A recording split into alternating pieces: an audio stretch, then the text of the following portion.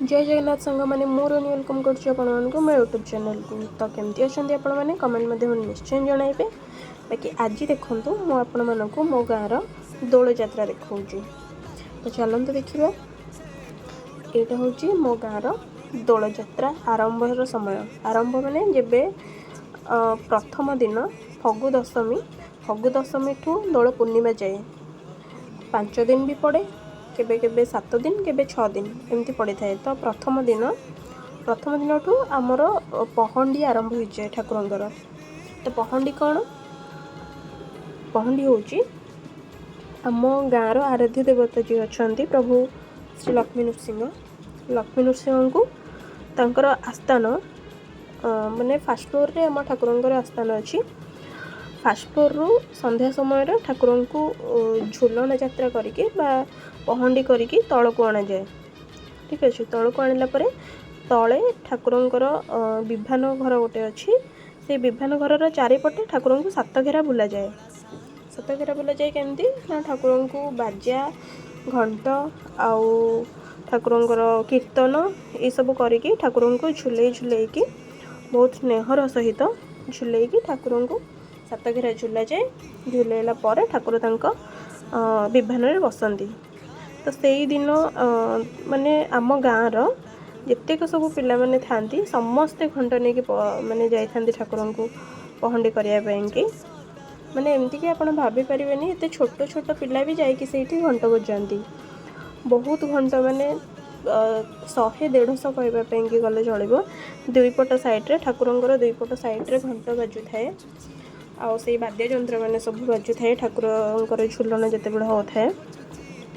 तो ये देखु मोर सान भाई मैंने समस्ते घंट बजेकी ठाकुरंकर पहंडी कराउछंती। तो सेठी आपण मैंने भाभी पारिबेनी एते छोट छोट पिला माने भी जाती से घंट बजाइवाई कि जो मैंने प्रथम द्वितीय माने द्वितीय श्रेणी में पढ़ती से पिला माने भी जो मैंने घंट को भलसे टेकी पारती से पिला माने भी जाइकी सेठी घंट बजाती। माने ठाकुरंकर एते गोटे से थाए गोटे ठाकुर प्रति भल पाइबा। तो से मैंने भी जाती घंट बजाइवाई कि एमती आमर ठाकुर को पहंडी करा जाए। तापरे पहंडी शेष समस्ते गोटे जगार माने जोर से घंटा बजाती जिते ठाकुरंकर शेष राउंड हो जाए पहंडी हबार से ठाकुर विभान को आसती पूजा होगी।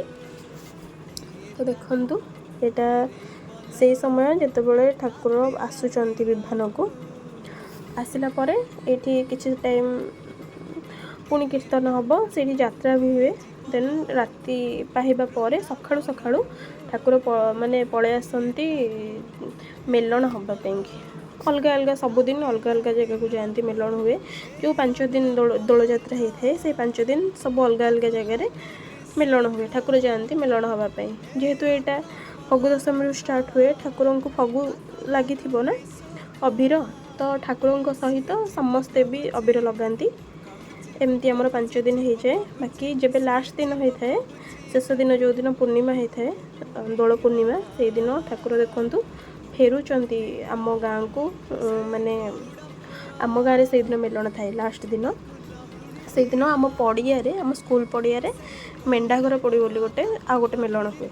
से दिन ठाकुर फेरुचंती देखु फेरिया पर ठाकुर को सेठी केते बढ़िया स्वागत करा जाए आपण मैंने भाभी पारिबेनी। पूरा रास्ता सारा एमती रंगोली मैंने कर दे था ठाकुर जो पटे आसती।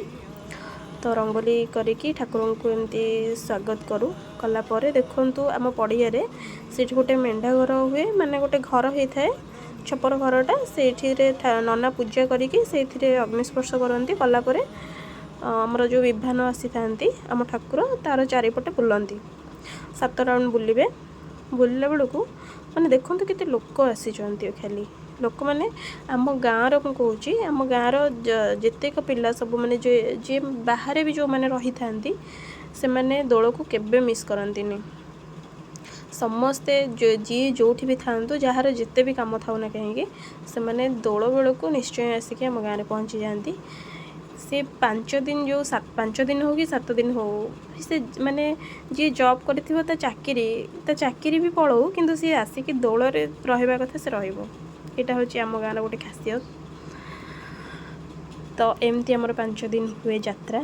तो देखंतु एटा जो लास्ट दिन अच्छी आमर दोल पूर्णिमा दिन केते लोक आसी देखंतु माने गोटे मेलन रे भी अलग जगार जो मेलन हुए मत लगुच कि से मेलन रे भी एतिक लोक हो नथिवे जतिकी लास्ट दिन आम स्कूल पड़िया जी लोक होती ठाकुर को देखापी ठाकुर को दर्शन करने